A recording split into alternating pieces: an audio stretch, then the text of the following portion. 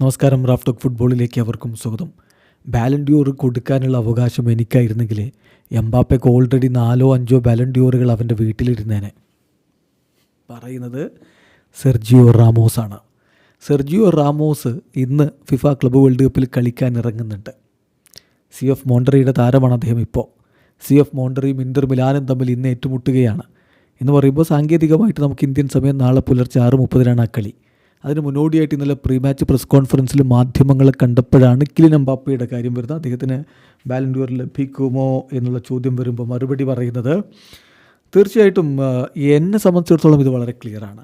പിച്ചിച്ചി കിട്ടി, golden boot കിട്ടി എംബാപ്പയ്ക്ക്. പക്ഷേ റയൽ മാഡ്രിഡിന് കിരീടങ്ങൾ നേടാൻ കഴിഞ്ഞില്ല മറ്റ് ടീമുകൾ നേടിയ പോലെ. അപ്പം യുവേഫ ചാമ്പ്യൻസ് ലീഗോ നേഷൻസ് ലീഗോ അങ്ങനെയുള്ള ലാലീഗയോ ഒന്നും നേടാൻ പറ്റിയില്ല.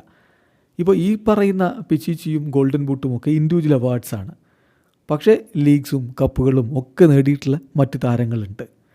അത് ഒരു ഭാഗത്തോടെ നിൽക്കുന്നു. പക്ഷേ എൻ്റെ കാര്യം പറയട്ടെ, if it were up to me, ഞാനാണ് തീരുമാനിക്കുന്നതെങ്കിൽ Mbappe would have 4 or 5 Ballon d'Ors at home എന്നാണ് ഇപ്പോൾ സെർജിയോ റാമോസ് പറയുന്നത്. എന്തായാലും റാമോസ് പറയുന്ന പോലെ ഭാവിയിലെങ്കിലും എംബാപ്പയ്ക്ക് ആ ബാലൻ ഡ്യൂറിലേക്ക് എത്താൻ പറ്റുമെന്ന് തന്നെയാണ് എല്ലാവരും വിശ്വസിക്കുന്നത്. മിന്നും പ്രകടനം അദ്ദേഹം ഇപ്പോഴും തുടരുന്നുണ്ട്. ബട്ട് അൺഫോർച്ചുനേറ്റ്ലി അദ്ദേഹത്തിൻ്റെ ക്ലബിന് ഈ തവണ കിരീട നേട്ടങ്ങളിലേക്ക് പോകാൻ പറ്റിയില്ല. വീഡിയോ അവസാനിക്കുന്ന ഫുട്ബോൾ ലോകത്തെ കൂടുതൽ വിശേഷങ്ങളുമായി റാഫ് ടോക്സ് എത്താം.